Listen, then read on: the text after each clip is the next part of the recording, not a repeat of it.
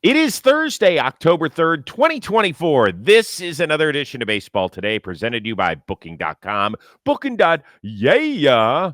That is my man, Trevor Plouffe. I am Chris Rose. Producer Dan along for the ride as well. Well. At least we have one Game 3 to look forward to later today. Yeah, they bucked the trend. It's interesting, man. I think we're all still getting used to this new 3-game wild card thing. Is it essentially just a one-game wild card? I don't really know, but I think the game that we are going to get has been the best baseball. So that's a good thing. It's been very interesting, and I can't wait to see what happens later tonight in Milwaukee. We will get to that series momentarily, but first, a little tip of the cap. Kyle Higashioka. Boy, he has been a star, right? He was kind of just the dude that was thrown into the Juan Soto trade as a catcher. We'll see how many at-bats. Had a great year for the San Diego Padres. And in their 2-game sweep of the Atlanta Braves, he went deep, and he got a little special gift as well. Whoa, what is this? Unbelievable. Gift from Tom DeLonge. No was way. Here last night, saw your home run. So this is the guitar that was from All the Small Things video. No way. That is unbelievable.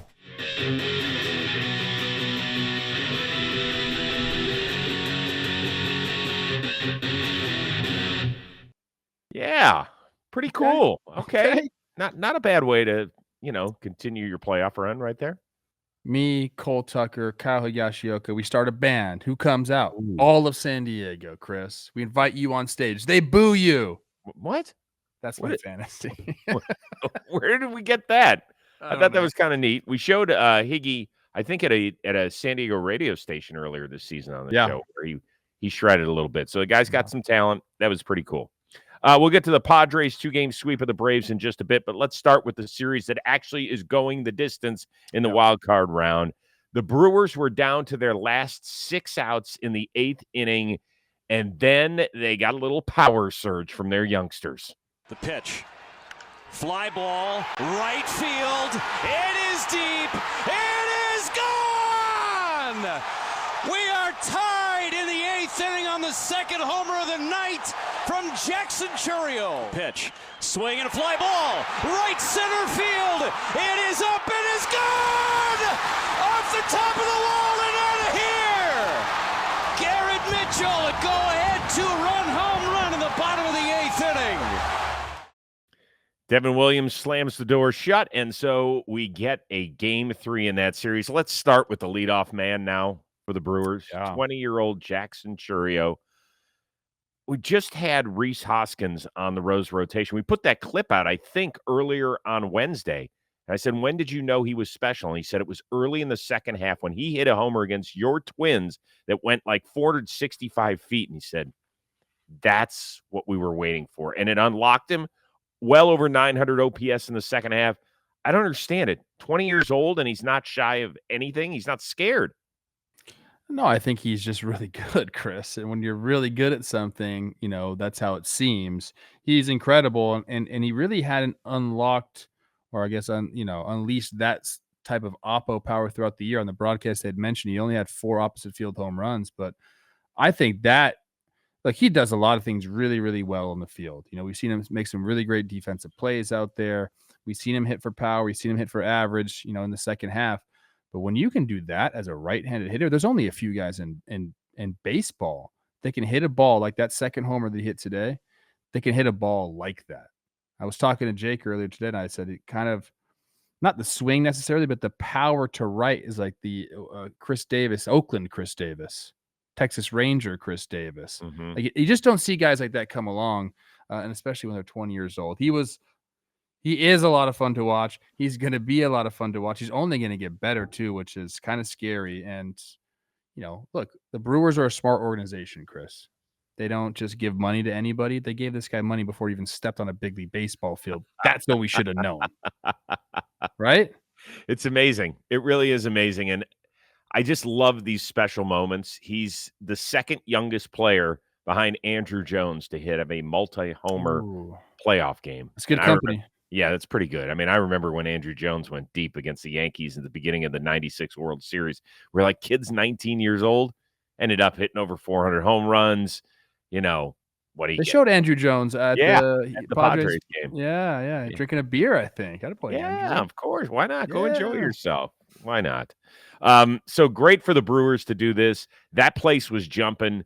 It's one of the most electric atmospheres we have in the sport, and I've been in those seats too. When you're down, you're counting the outs. You're like, oh my God, we've got 6 outs left in our season.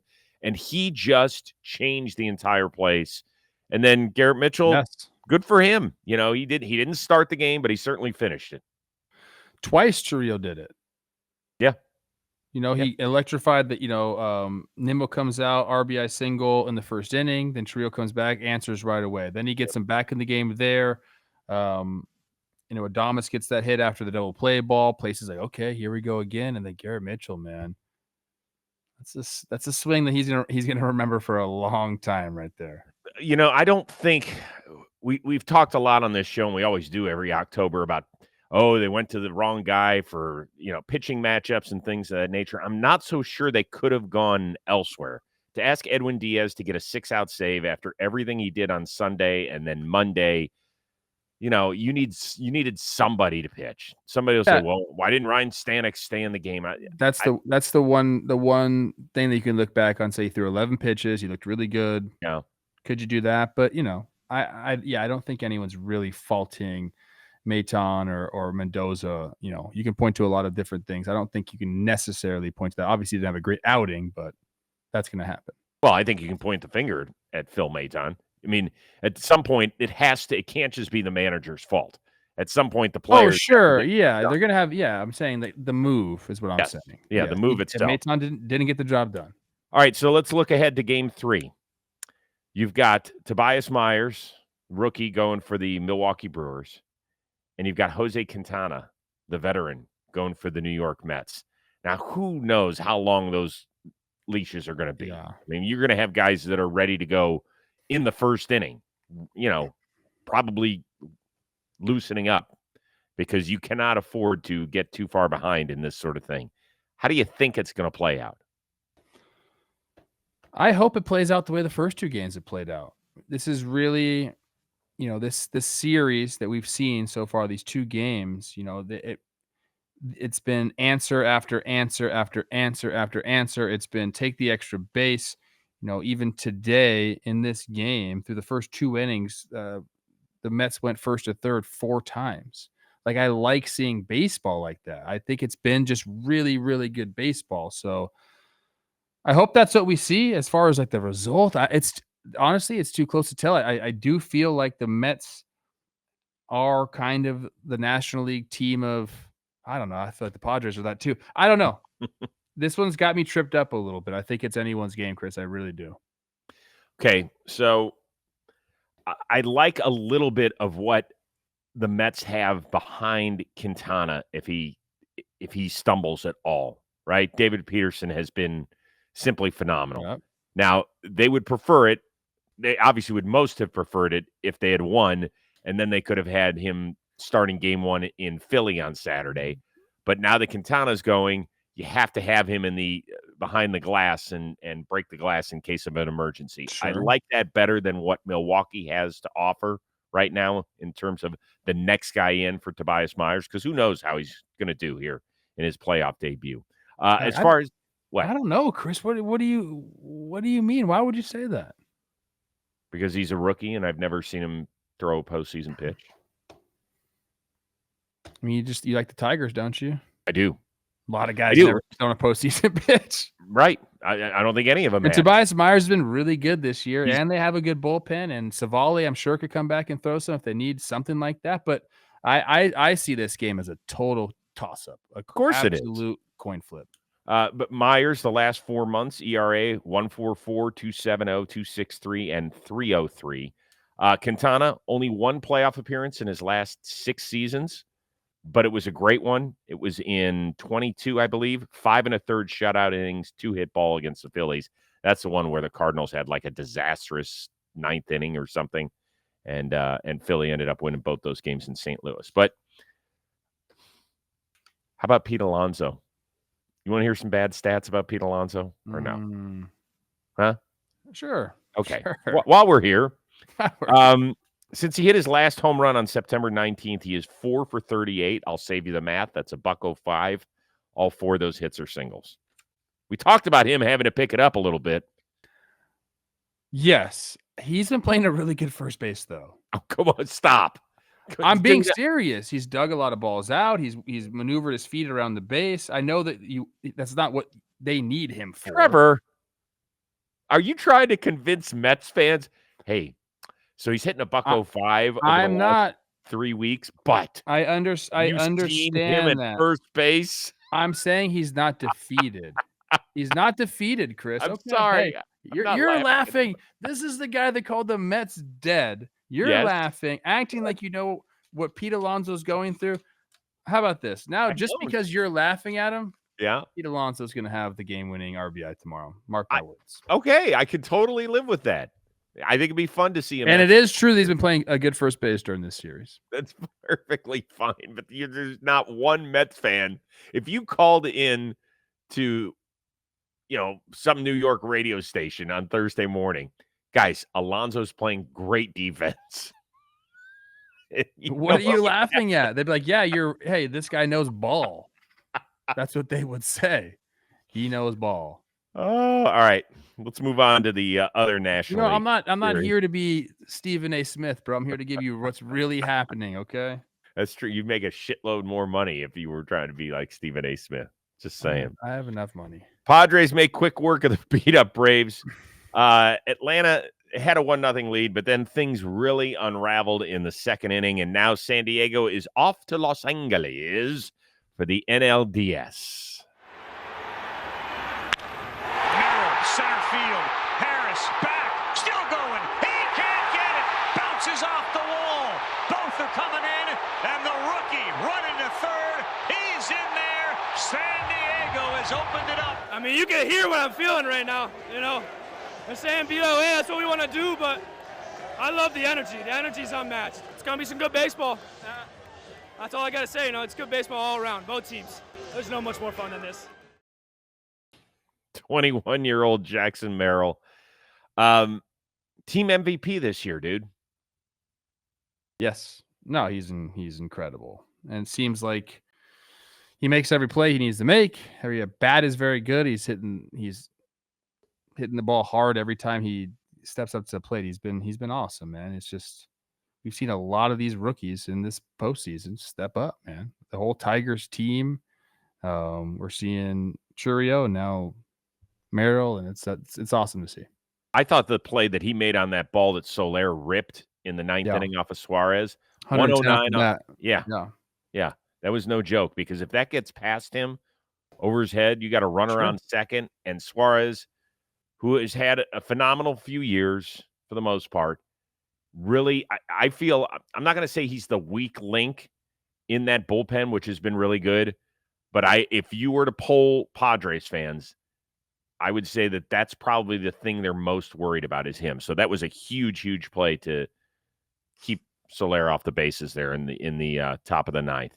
But overall, we talked about Max Fried. I mean, I feel like that was his last start as an Atlanta Brave. He wiggled out of trouble there in the first, getting Machado, eventually getting out of that bases loaded jam. And then in the second inning, it just all went to shit. 2 outs. Home run to Higgy, knock, walk. It was six straight 2-out hits. Yeah. So it was homer, hit, infield hit, Machado double. Yeah, it fell apart, man. Quick.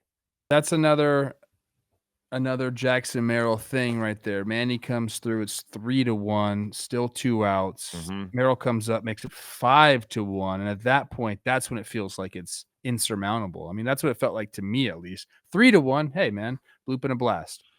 You put 4 in between you. That's a totally different ball game. And again, it's just continuing that streak of, passing the baton for a young guy like that to just have another good at bat. Instead of just saying, his emotions running wild. Hey, we got the lead. Puts together a good at bat, makes it 5-1. It was awesome, dude. I mean, yeah, this team is stacked, Chris. I was thinking about this. Like, so they win this series. Dylan Cease hasn't pitched yet. Right? Dylan Cease is lined up to pitch game 1. Then they have Yu Darvish. And then, I know we'll see what happens with Musgrove, but like they have everything going for them right now. Everything. Yeah. Yeah. I mean, that's the beauty. Musgrove leaves early, a little bit of a bulky elbow, and he'll get that thing, I'm sure, imaged and looked at. And then Mike Schilt will tell us, well, if they have to go into this Dodgers series and or beyond with a rotation of King, Cease, Darvish, and Martin Perez, well, guess what? You could totally live with that. And there's a lot of bullpen guys they can go to. Yeah, a lot. Here's what I liked about the Padres. They could have been extremely frustrated letting Fried off the hook in the first inning because we saw it in Baltimore with the Orioles. We saw it in Houston with the Astros, where they just missed opportunities. Yep. And then when they missed opportunities, well, that was it. It felt like that was it. And you got to credit teams like the Royals and the Tigers for sticking it to them. But here, the Padres were like, all right, fuck it. So we missed our first inning shot. You know what? We'll go get them later. And sure enough, an inning later, they put up a 5 spot and changed the entire momentum of that game. I think Luis Ariz is a big reason for that. Just getting on base in front of the middle of this lineup, putting together good at bats. He just changes everything. He doesn't have to be anything but himself. And that's why I like the acquisition of him to this team.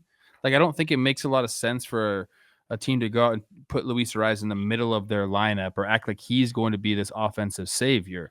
What he's going to do is set the table for the guys behind him. You still need to have run producers, which obviously they have in spades there. He just fits this lineup so well, man. So well. Okay. And then they're beating ground balls out.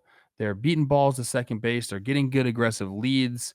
They're doing everything right. The only one that you could talk about, which is kind of new school baseball, is when Max Fried when Jackson Merrill should have ran through the base instead of sliding into the base. And you saw him in that moment be like, oh yeah, like I should have ran through it. That's still a new thing, dude. It is a new hard to tell yourself, I got to run through the base on a force out. But you could see the wheels turning there and him be like, man, like I cost us a run there. Right. Because he probably would have been safe. I don't know, man. They're just doing everything right. And then the sounds after the game at Petco Park, because they know that their next opponent they're just a little over 100 miles away. Give a listen to this.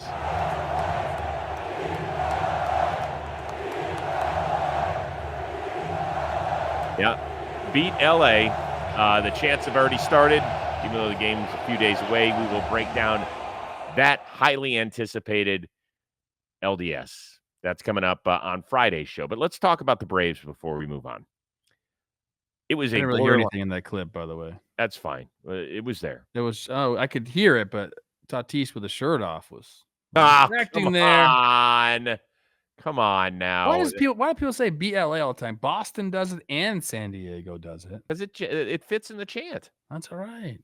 Yeah, it fits great. I don't take offense to it. I like it. Like when Los Angeles. When the Lakers and Kings were playing 20 plus years ago for the Western Conference Final, beat Sacramento. It doesn't roll off. Yeah, it doesn't fit as well. But anyway, with the Atlanta Braves, borderline disastrous season because of all the injuries. Started with Spencer Strider and then Ronald Acuna, then Ozzie Albies. He came back, but they lost Austin Riley for good. And then Chris Sale, after his what should be a Cy Young season, couldn't even pitch in the wild card round. In your opinion, do we just run it back and just say, God, it just kind of sucked what happened with all the injuries? Or do you think based on not just this year, but the previous 2 years where they couldn't advance past the divisional round, maybe something's got to change a little bit here? I think they just run it back. Like, think about how many people they lost and think about how many guys. We talked about this. It's like we've, have a short memory. They've locked everybody up for the foreseeable future. Now, Max Fried's not going to be there. I understand that. Charlie Morton's not going to be there. But you signed Chris Sale up. You got Schwellenbach, who looks like the real deal. Ronaldo Lopez is going to be there. Spencer Strider is going to be back. Like, it's just all the position players are going to be back. It's. I think Marcell Ozuna has a team option. Like, they'll pick that up. Like, the whole squad, full squad together, is going to be back. And I think we're going to be talking about the Atlanta Braves being, a World Series contender again next year. I think this was a bad year. It never felt right. They did deal with injuries right off the bat, and things just didn't get going. But this squad I still believe that they're very formidable when they're all healthy and on the field together. Brian Snitker said, there's no question I'm coming back as long as they want me back. He said, I wish that spring training could start tomorrow. He admitted he was very tired, but he said he just believes in this team and what they're all about. I think they could add a piece or two. I don't know if they could. They could add a piece or two, but they don't need to be a contender, I don't think. Yeah, I it wouldn't surprise me if they signed somebody toward the back end of that rotation. It's possible they could. I think for the most part, they feel good about where they are. I will be curious to see how some guys, for Spencer Strider, I think this is his second major arm surgery. For Ronald Acuna, this is his second major surgery in the last 4 seasons. Like, this is some stuff we have to keep our eye on in terms of them bouncing back. And I know how incredibly frustrating it must have been for the Braves, because I picked them to win the World Series. I'll tell you that. I thought that they were the team to beat this year. And injuries suck. Look, the Dodgers, they don't have a lot of their starting pitchers. They're still floating around. I do want, before we move on from the Braves, I feel like we just got to give a little bit more love to Ozzie Albies hitting right-handed against right-handed pitching and just giving it his best. Obviously, didn't look very good, but that's grinder warrior type stuff right there. That was awesome. And one other dude, Money Mike.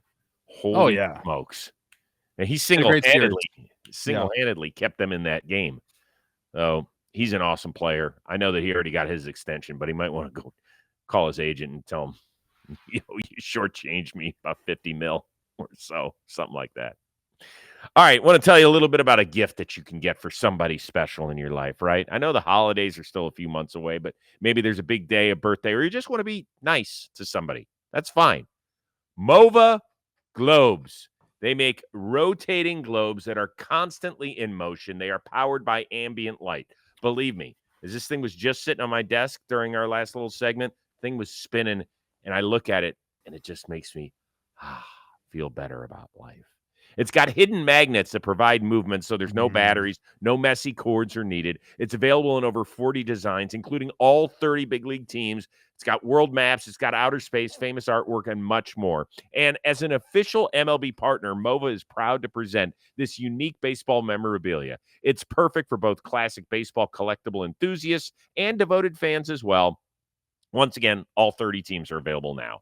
And enjoy 10% off all officially licensed MLB Mova globes when you use the code BT10. That is BT10. Go order your globes now with the link and go have fun. I just find myself staring at that thing sometimes, and I get myself back to center. One of my neighbor's daughters, her name is Jameson, huge Dodger fan, Shohei Ohtani fan. She came over, or the family came over one day, and she was just staring at this thing. I have a Dodger one they sent me. And I gave it to her. Oh, yeah. So it makes a great gift for anybody, even little kids. I love that. You're a good dude. Such a good guy. Sheesh, man. Let's make our move over to the American League. Tigers top the Astros. Sweep them. And after giving up the lead in the 7th, Andy Ibanez threw some haterade in Houston's direction. Right foot in front of the left when he sets the 1-2, swinging a line drive down the left field line, hooking toward the corner. Air ball up against the wall. Bierling is in. Torkelson is in. They're waving him home. Torkelson around third. He will score. Listen, when we started this series, everybody said we weren't playoff tested. We just passed the biggest test of the year to date, but there's more coming, okay? Never know. Get it going. Listen, hold on. Listen, I'm not sure who, but somebody let the Tigers get hot. Dude's on a roll with his locker room. I don't know, Chris. I talked about this with Jake. I'm like, someone's writing these things for him. It's like, come on, bro. That's a good line. That's a good line. The best late night talk show hosts have script writers, so why not managers? It's been pretty good, I think. No? Okay. This He's on is the comeback tour. this is the most beautiful thing about our sport. You ready for this? Andy Ibanez was hitting 161 since July 21st. 161. Now, I get it. He still had an OPS over 800 against left-handed pitchers, but still, for the last few months, this is not the guy where you're like, yeah, that's who we need up there. He drove in 2 runs in the last 25 games. He fell behind Josh Hader 0-2 in that at-bat. Opponents hit 114 against the left-hander when the count was 0-2. And what just happened? He smoked it down the left field line and helped the Tigers advance to the ALDS. That shit's pretty good. It was a great at bat, no doubt about it. I saw, and I think, if you were watching the broadcast, Todd Frazier made a mark about this as well. Like the timing was there. He just couldn't get on top of that pitch, and Hader kept hitting the top of the zone with it, so he kept fouling it off. But the timing was there, and right before that pitch, Todd goes, he needs to put a wrinkle in this thing and throw a slider. And I agreed with him. I was like, you got it. You could just tell he was getting the barrel there. It was just right above his bat, right above the barrel, just a hair off. And then that pitch was down in the zone, and he was able to get on top of it, and the timing was there. And bam, man, he's former teammate of mine, AAA 2018, Chris. Awesome. Yeah, he didn't make it to the show until 28 years old. So. Very nice guy. I'm very happy. Like, I like when I have a personal connection and I can tell if this guy deserves a lot of praise or not. He definitely deserves a lot of praise. He's a good dude. That's awesome. So with part of that at bat, Hader threw him 6 pitches, not one slider. Yeah. In part, in my opinion, and maybe you can correct me if I'm wrong, but because of what happened when Presley was on the mound and Yainer Diaz did not block that ball, I have to imagine that Hader is like, hell no, I'm not bouncing this shit because that guy's not going to make a play. Agreed. I did not like. I mean, that was a poor attempt at that slider in the dirt. I think it got labeled a wild pitch, which is crazy because he just waved at it. He tried to pick it. Like the one leg out thing. I know a lot of like old catchers don't like it. They teach it for the framing. I understand that, but you got to get down and block that thing with the runner on third base. If you notice, he wasn't getting down in that crouch with Hader.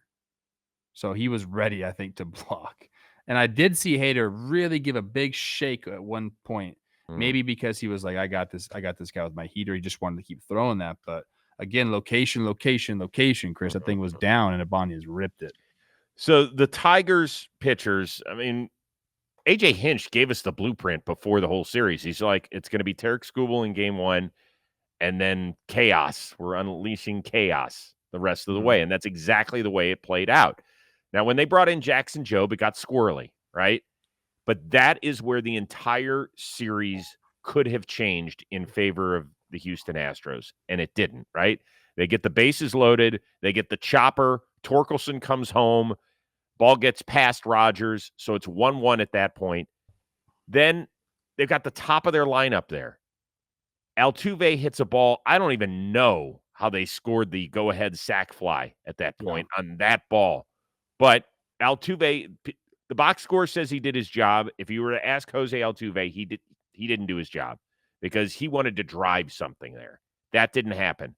Then they switched to Gunther, the lefty, and Kyle Tucker swings at the first pitch and grounds into a double play.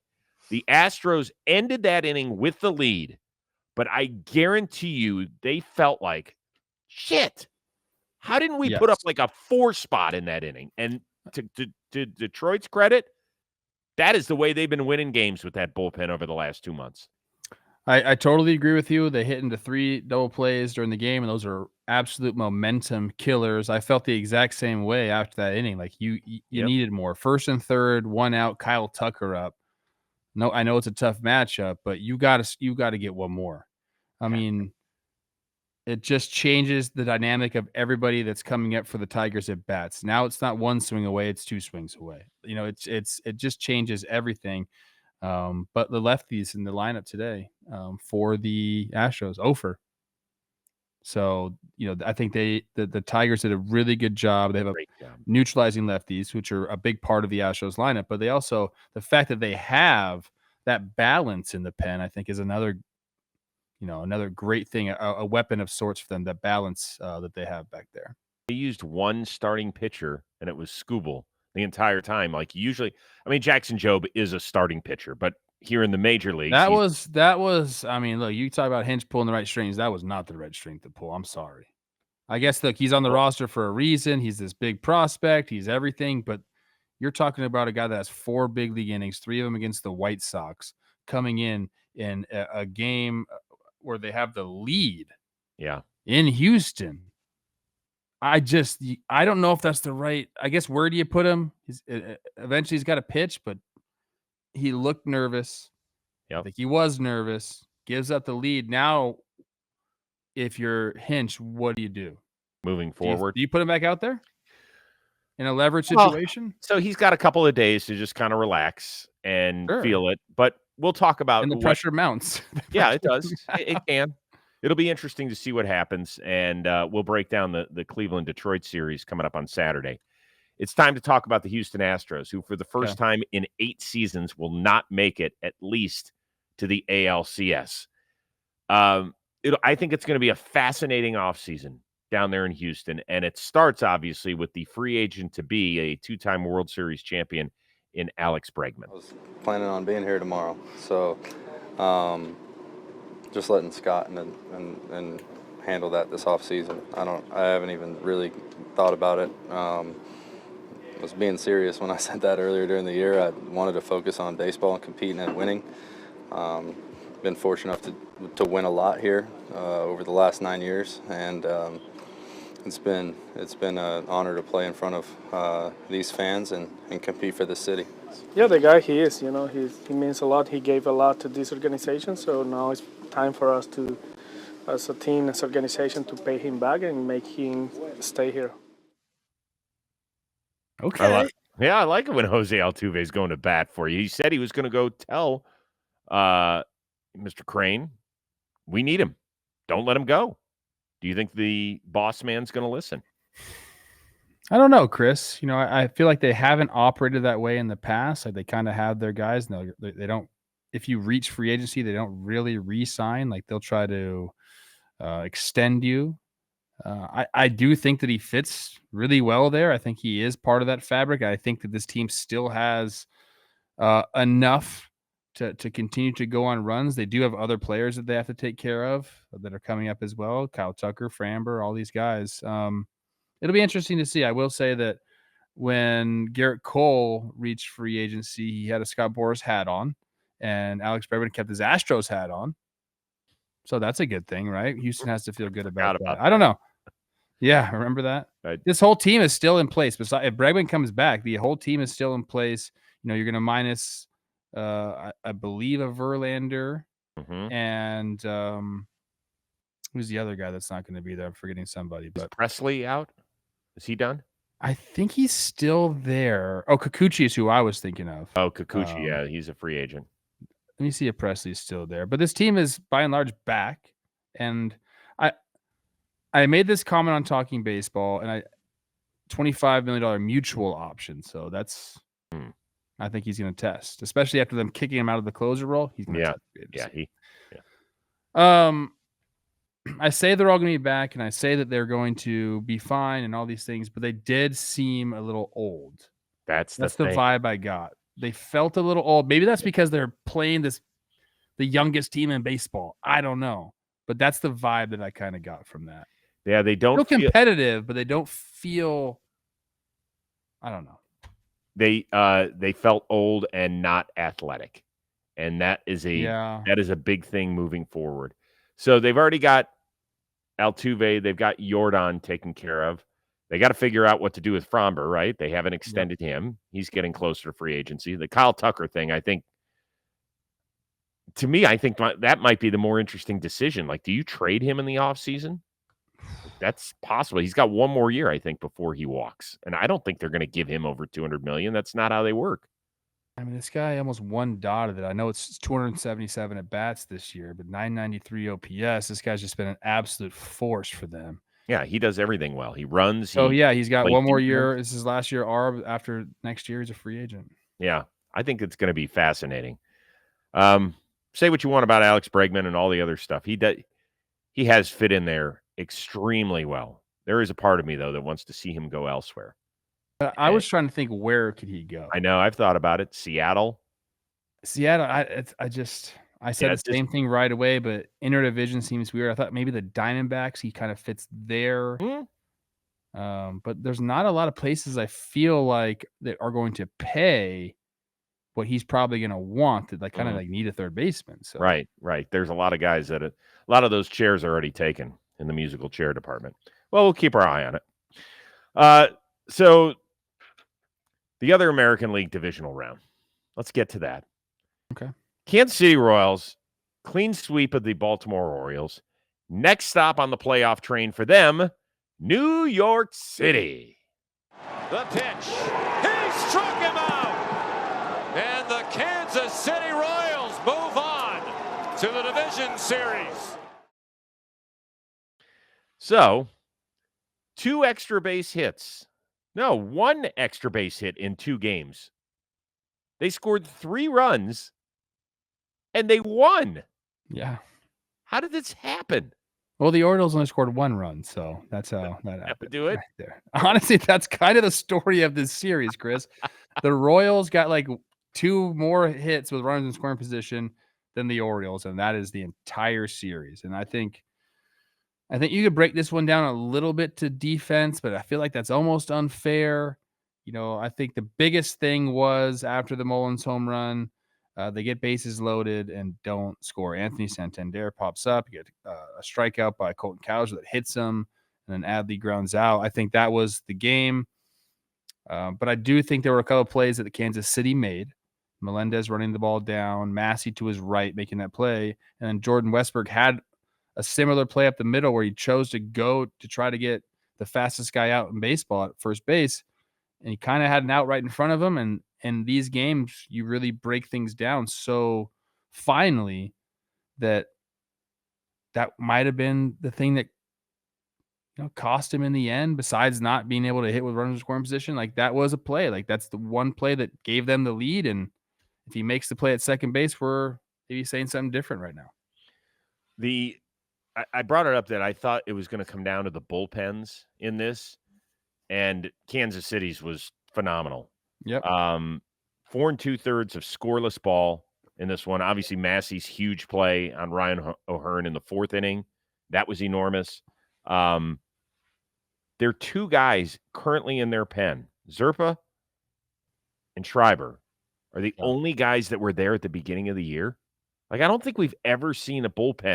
And Zerpa was in AAA as well, in August. Yeah, but I'm just talking about in the organization, right? Period. Oh, okay, yeah. Is that possible? Everybody else came from somewhere else? I think, and they just traded for Schreiber before the season, too. Yes, they did, from Boston. So, I don't know, man. Yeah, it's insane. They've been making moves, Chris, and we really haven't paid a ton of attention to their moves except for Lucas Erceg. We're like, okay, that was great. All the other moves were like, okay, but they all worked out, didn't they? It's the reason I'm wearing the Royals hat today, because of my buddy Vinny Pasquantino. I was so happy for him. They showed, by the way, did you see the X-ray that they put up there of his thumb? Yeah, for him to be playing and to get a knock and an RBI today. I mean, think of the guys. What do we say about this Royals team? It's got to be Witt, it's got to be Sal, or it's got to be Vinny. Those are the guys that drive in runs for them all year long. And the 2 guys that drove in runs for this team, Witt and Vinny. By the way, Colton Cowser's thumb might end up looking like that. It happens a few times a year where a guy swings and misses and the ball hits him. That one broke his hand.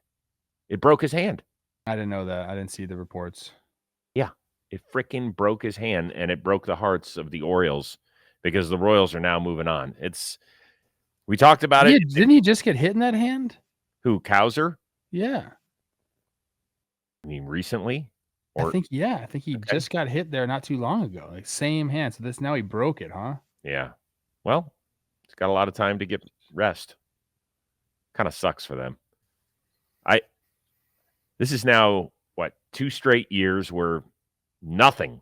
They've played 5 games at home in the last 2 years against the Texas Rangers and the Kansas City Royals. They got nothing to show for it.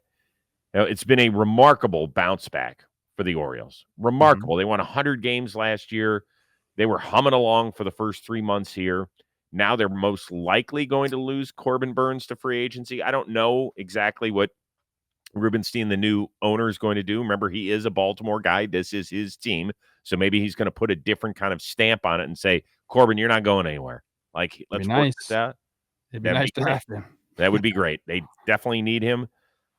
I wonder how frustrated fans are because they were so starved for a decade. The charm's worn off. Charm City charm's worn off, baby. Like, this isn't cute anymore. Like, that fan base expects things now, and like you mentioned, back-to-back, sweeps in the playoffs. Like, that's not good enough anymore for these fans. So they gotta, I think, with new ownership, they have to realize that, and they have to put the pedal down to the metal, baby. They got to go. They have the prospects to get it done. They have the money to get it done. Let's go. Yep, I think that's fair. It's always nice when you have expectations. We'll break down the Royals. They're not going to beat the New York Yankees if they average 1.5 runs per game like they did in this series against Baltimore. That will not happen. But we'll ask whether or not there is a path to victory for the Royals, and if so, what it is. That's coming up on Friday's show. Just want to let everybody know that. And I wanted to let you know that this episode of Baseball Today is brought to you by Booking.com, the official accommodation partner of Major League Baseball. Booking.com, Booking.yeah. Postseason here. Wild card almost done. But that means there's still time to explore those U.S. cities you always secretly wanted to learn a little more about. We're talking about your... Okay. Yeah, Idaho. Everyone should go check Idaho out. Okay. It's not exactly... Or Montana.